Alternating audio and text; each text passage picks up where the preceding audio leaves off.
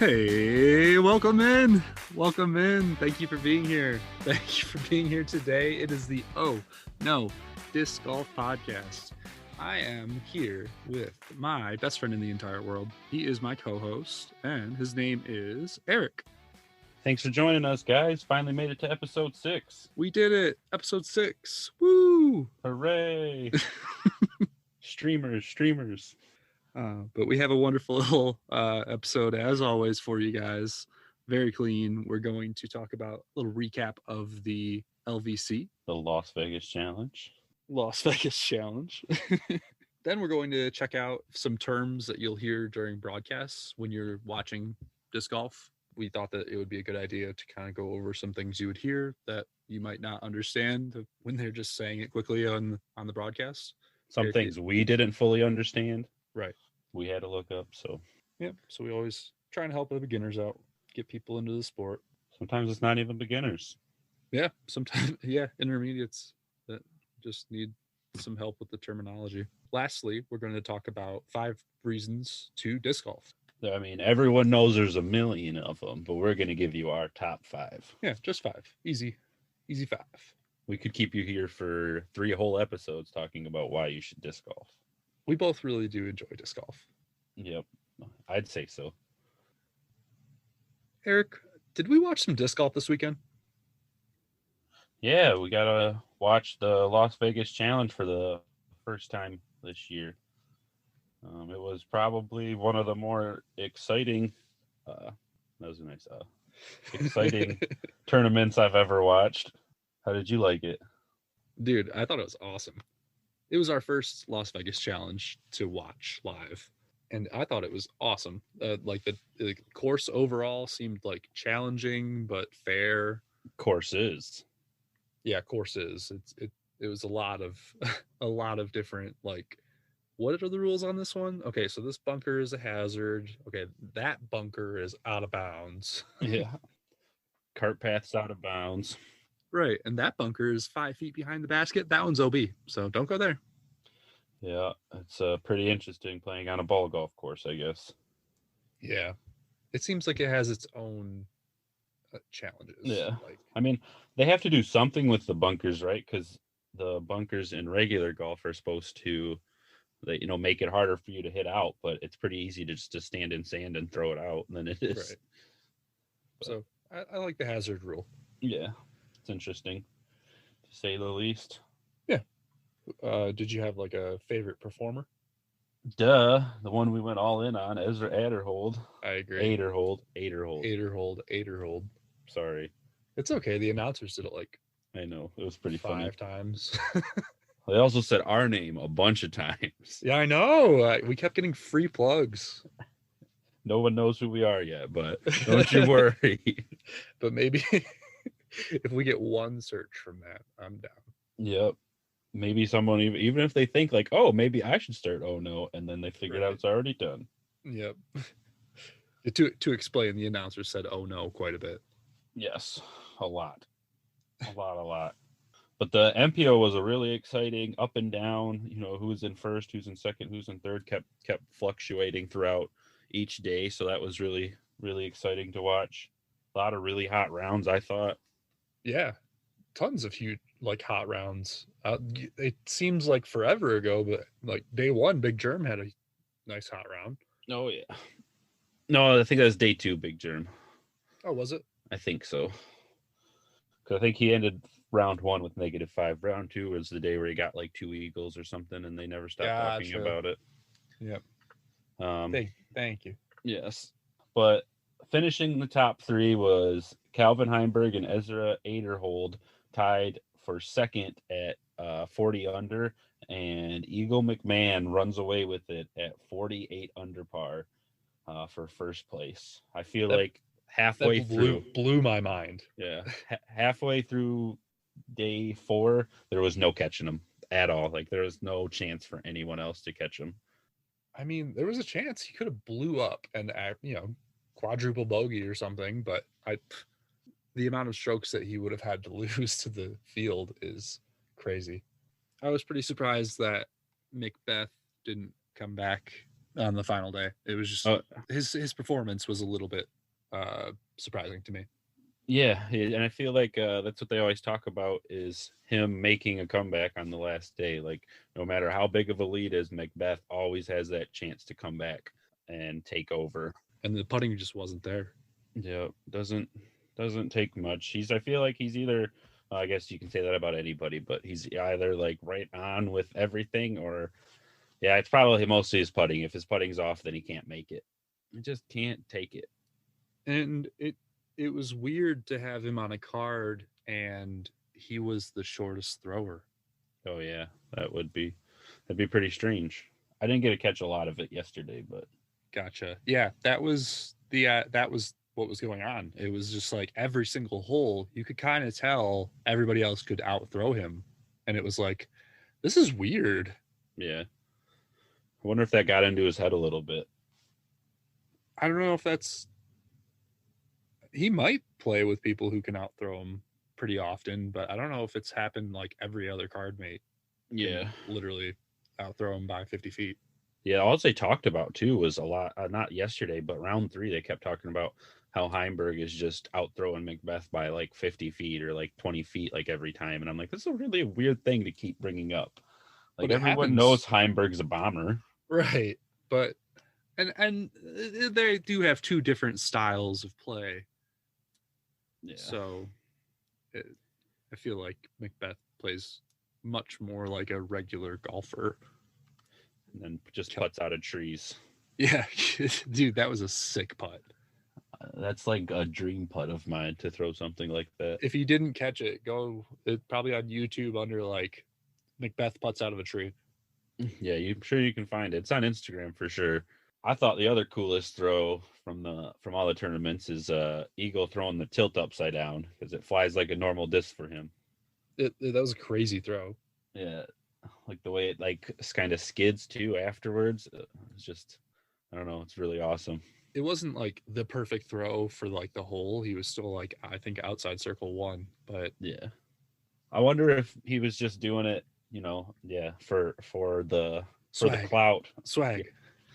Just like I have such a huge lead because he put it out under his leg. I heard too, like for his last putt. He what? He like put it out under his leg, like threw the putt under his leg for the last putt. Is what I heard. I haven't watched it yet. You didn't see it, huh? This is all things I've heard. Is that a thing? Did you watch it? For the last round, I was actually playing around, so I had cell phone coverage, so it was pretty spotty. I was trying to like have it play the entire time, but it just kept cutting out. Yeah. I was actually at a tournament, so I missed out on most of the last day.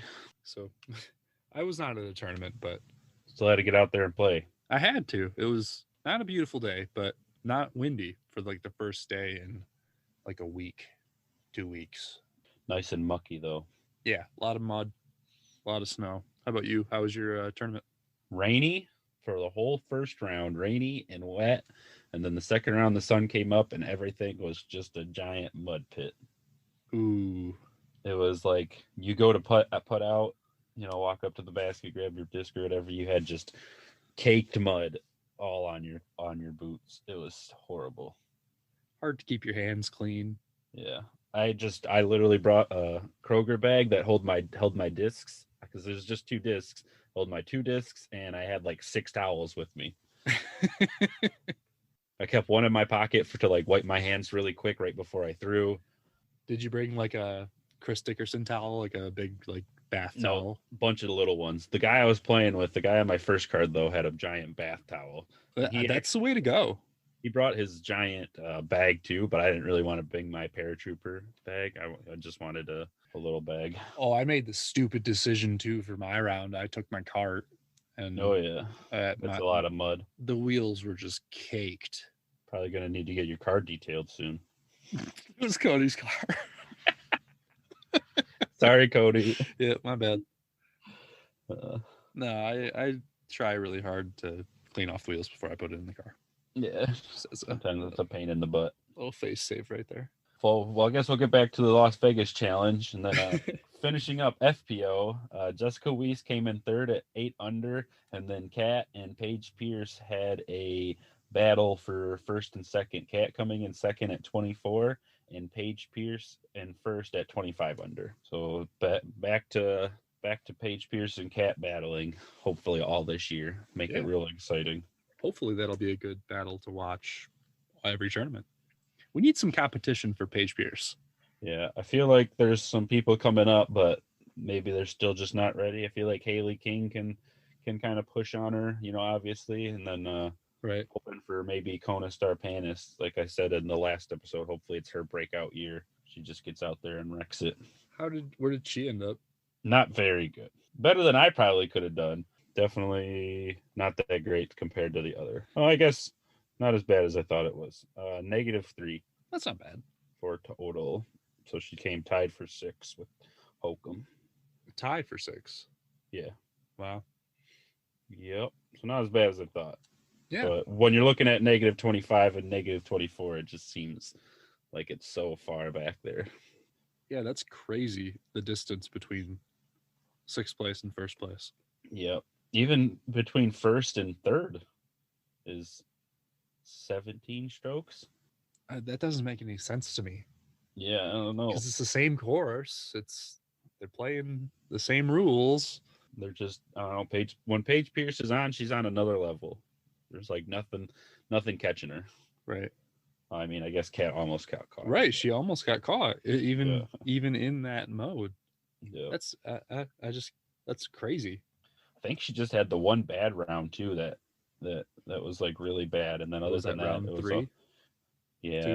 Round 2. I think she had a hot round 1, and then bad round 2, and then hot round 3, and then held it together for round 4. Again, I haven't watched round 4 yet, so hopefully I'm not wrong. Hey, that's the Las Vegas Challenge. That is it. It's a really fun 4-round tournament. I had a great time watching. Tried to watch as much as I could. There was a few broadcast problems this time around too. Tell me about your favorite one. My favorite broadcast problem? Yeah. Oh, there was multiple. The choppiness on the beginning of round 3. Oh God, that was your favorite? That was my like least favorite, but it was like funny to watch. After like staring at it for a while, I felt like I was going to be seasick. And then I had to restart it. Yeah. People are so mad in the comments. No, I know what you wanted my favorite one to be. Oh, yeah. Are you sure you don't want a Kelvin Heinberg destroyer? I'm good. Not after watching those commercials. How many times did they play? I don't know. If you didn't watch it, they played the same 2 commercials back to back for like probably 10 minutes. It was crazy. It was like, what is going on? I was just dying laughing the entire time. It was so funny. I'm not one of those people that it gets mad about that type of thing, because I totally get it. Like, broadcasting something is extremely difficult. You're going to have problems. So thing I was upset about is they didn't even like talk about it. They just went on like it never happened. They just like, oh, welcome back. Yeah. After that hell of watching 10 minutes of the same commercials. To not even address it. Yeah, it was crazy to me. Oh my god. That's why we let you guys see all of our terrible mistakes we make. Seriously though, we leave in all the mistakes. as many as we can comfortably leave in. We're just 2 big mistakes, so. Well, yeah. Today's podcast sponsor is Anchor. Anchor is the easiest way to make a podcast. First off, it's free. Second off, you can record and edit your podcast there. Also, they will distribute your podcast so you can be heard on Spotify and Apple Podcasts. It has everything that you need to make a podcast in one place. Download the Anchor app, or you can go to anchor.fm to get your podcast started today. This is what we're using on our podcast, so I can wholeheartedly recommend this, guys. Eric, let's talk about some terms. Yeah, I thought it might be nice in case anybody was watching disc golf for the first time this weekend. They might have heard some things that they didn't fully understand. So we figured instead of you looking them up, we'll just tell you. So we kind of explained what Circle 1 and Circle 2 were in the last episode, but something they use for putting statistics during tournaments is called Circle 1X putting. And that's just all the putts made from Circle 1, excluding tap-in. So anything from 11 to 33 feet counts for this stat. That's a good one. Well, I would have said that it would have been 15 feet out. So yeah, well, I feel like the statistic is made for everybody, and I feel like tap-ins for pros is normally about 15 feet. Whereas like a tap-in is not really, even 11 feet, I could miss it. Definitely. The next one that actually I didn't know until I had to look it up was in regulation, and they use this as Circle 2, Circle 1 in regulation, and it just means reaching Circle 2 with 2 shots remaining at a chance for birdie, and then that changes with each par. So like on a par 4, the second throw has to land in Circle 2, so just basically giving you a chance to score. And then Circle 1 is reaching Circle 1 with 2 shots or like a chance for birdie with two shots remaining. And then obviously parked is anytime you land in that 11-foot circle. So anytime that tap would be like a tap and putt for most people, but you can get like parked in regulation as well. Sweet. Any questions? No, I thank you, teacher Eric. Another thing that you'll hear people. Welcome to Eric's classroom. Yep. I'm not a good teacher. Don't get me messed up with this. Another thing that you'll probably hear even people saying like on a disc golf course, not just during the tournament, is like how good you are at scrambling. We talked about this as being some of our strengths, and it's just your ability to get out of trouble. If you like land off the fairways or out of bounds, even it would be you still managing to save par on that hole is like when you have a good scramble rate. I don't know if now looking back, I don't know if I would say a scramble is a strength in my game. I'm pretty good at getting out of trouble, but I don't know if I save par. Yeah, not every time. I would not say every time. I guess it depends on the situation. Yeah. Out of bounds, I definitely wouldn't say I saved it, because once I go out of bounds on anything, I just throw up and just try to get under the basket so I don't mess it up more. Right. Take a bogey. Not going for double bogeys. Yeah. Stat that I read about, but I never really hear people use. So maybe I'll explain it just in case I just miss it. Is called like a bounce back. I would honestly more call it a comeback, but it's just scoring a birdie or any type of scoring after you bogeyed. So it's like a bogey to birdie kind of thing. That's what I hear people use more than a bounce back or even a comeback. A good way to reset the mind. Yeah. Just your ability to come back from a bad hole, I guess, would be the best way. Yeah, make a mistake and you want to capitalize and erase that right away. I think those are pretty much all of the terms that you might hear. The rest of them are just regular statistic stuff that probably doesn't really matter. That's pretty easy. Yeah. Good terms. Hopefully we helped you out and enjoy the coverage a little bit more instead of sitting there wondering what the heck are they talking about. Right. What are they even saying? Ready? 3, 2, 1. Top 5. Nailed it. All right. Today we're going to do the top 5 reasons to disc. Or froth. Or boo.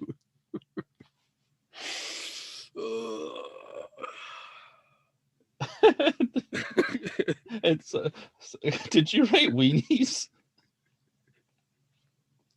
Did I write what? On my top 5 it says everyone needs a hobby, weenies. No, I didn't write that. I don't know how I got there. Anyway. Oh my gosh. All right, that's so random. All right, let's redo this. All right, are we doing the top 5 again? Yeah. Okay.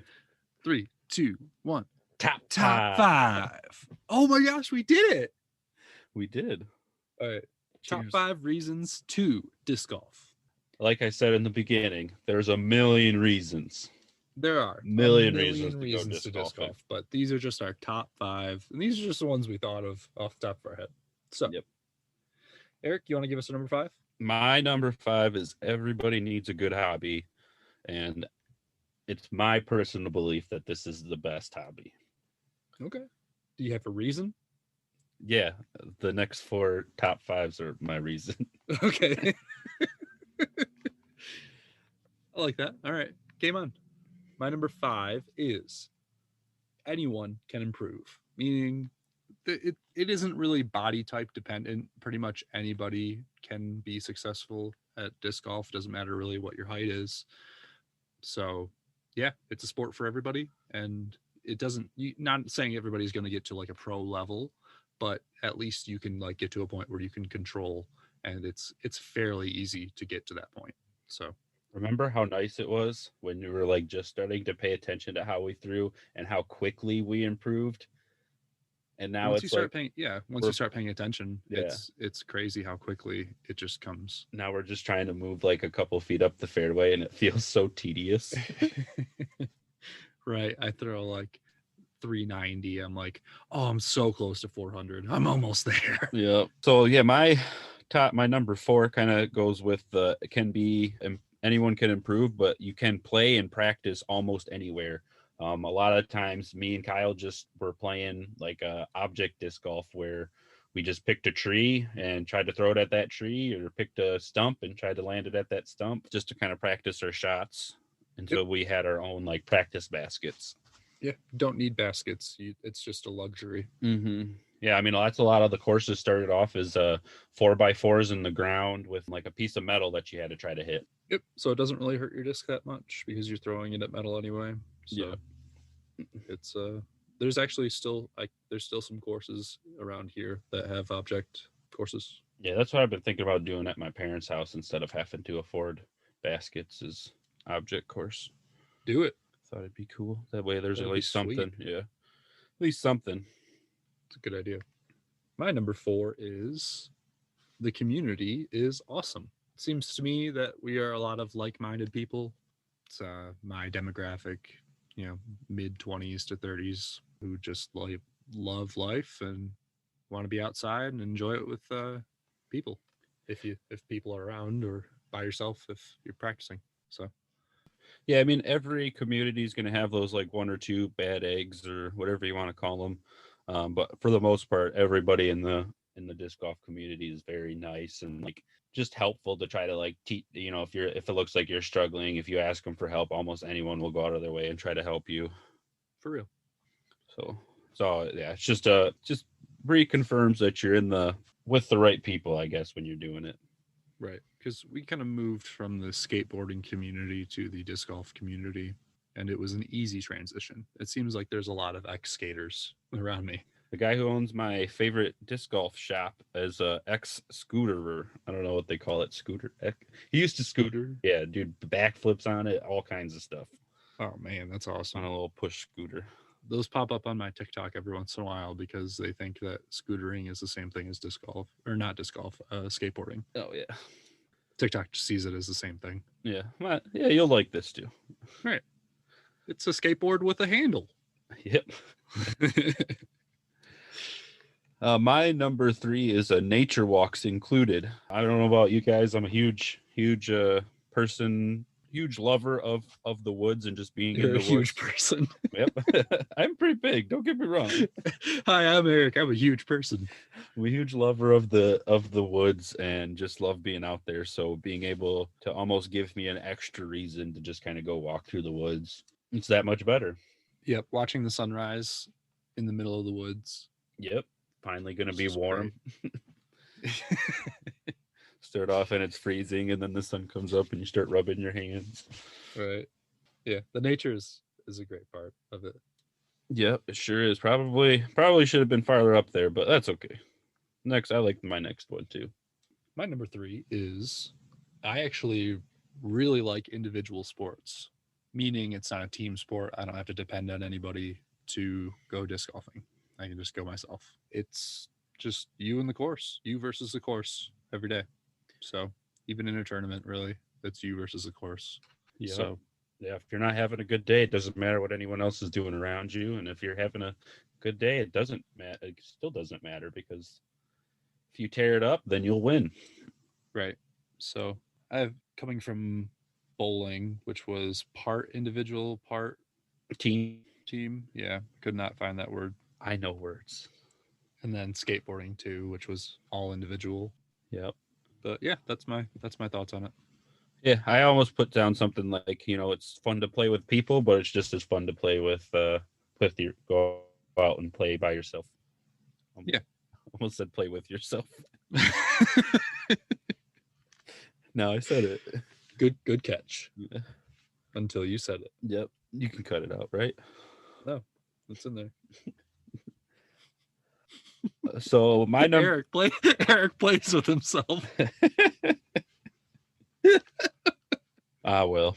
Oh shit. So my number two, Kyle already touched on, but the disc golf community is just one of the most welcoming communities. As long as you're not being a dink and breaking the course or doing anything that's like frowned upon in the community as a whole, you're always welcomed in. Just they want to. I mean, everyone's seen the hashtag grow the sport around, and they're just trying to get it bigger and bigger and better. Yep. The more people that play and pick up a disc, the better. Yep, more courses we'll see. I know some people have been complaining that their courses are crowded now, but I don't know. It doesn't bother me too much. My courses aren't crowded though, so Gotcha. I don't get to speak for them. All of the Denver courses are quite busy. Yeah, I know tournaments have been like signed up for at like record rate now. Yeah, they're gonna have to expand the positions after this whole COVID thing. Yep, sure are. What number am I on? 2. My number 2 is that everybody needs a hobby. Weird. Yeah. So if you didn't know, hobbies increase happiness, intelligence, creativity. They can actually increase your IQ, your confidence. It also increases your concentration too. So there's just a ton of benefits that come along with having a hobby. It doesn't really matter what the hobby is, but disc golf is a great hobby to have because you can't really hurt yourself. That's number 1 for me. I mean, you can, but you have to almost be trying. Yeah, you have to be doing something out of the ordinary. I've slipped on like a stump before, but I've swung my hand around into a tree on my follow through. That was about the worst I think happened to me. right. But the comparison to skateboarding is almost like the risk factor is almost non-existent. Oh yeah. Or you can be like Kevin Jones and just slip on every tee pad possible. Yeah, he falls down a lot. Yep. It's pretty funny, but I hope as long as he doesn't get hurt, it's funny, right? He needs a shoe sponsor, like non-slip shoes. Bet she tears through shoes. Yeah, I bet. He puts it, I feel like out of all the people, maybe him and James Conrad put their body into it like as more than anybody else. Yeah. The way like they both have their different run-ups. Right. They like just explode. Well, James Conrad does this like cool flying thing on his follow through. Eric, what's your number 1? So my number 1 is it's really cheap to get you started. You can go out and buy one disc if you wanted and like teach yourself how to play. But I would recommend close to 3, which will be around maybe $50 if you like want to spend your money on nice discs, or the players packs or the starters packs are only like $25, and it's really nice, easy to get started. But if you get into it a lot more, it starts to get kind of pricey between the amount of discs I buy, a nice bag, if you start doing tournaments or just tee fees or whatever they're called to like play, it can get pricey. But just to get you started and teach you how to, if you love the sport or not, it's really cheap. And it's still cheaper than regular golf, much cheaper than regular golf. I'm with you. I think I spent a grand total of like $20 on disc golf for the first 2 years I played. Wow. Because I was gifted the starter set. Okay. I was gifted the truth. And what else do you really need besides the truth for the first 2 years of your disc golf life? You can putt with the truth, right? Yeah, I did. I can do it. I did for a little bit. You might as well. It was not effective. To be fair, when in like your first, if you don't really start paying attention to how you're putting, no putting's effective. That's very true. It didn't matter. Yep. You could put any disc in my hand and my putting would have been very ineffective. All done with your number 1? That's my number 1. Awesome. What do you got for me? My number 1 is disc golf gets you outside. So a lot of people have hobbies that are video game related or like, indoor things. And I totally get that. But you also need an outdoor hobby. Being outdoors, the fresh air, the nature that you see when you're disc golfing. I love sunrises. That's one of my big things. Sunsets as well. So just reminds yourself that you're on a big rock and you'd be, Being hurled through space. being hurled through space, circling a giant flaming ball in the sky. And it's just all going around. So it's comforting to me. It's nice. Yeah, I obviously love the nature. I'm not as big about sunrises and sunsets as you are, but I love trees. I'm like a meme about it, like to have my coffee. Yeah. Very cliche, but that's okay. We like that. We like that here. Oh no.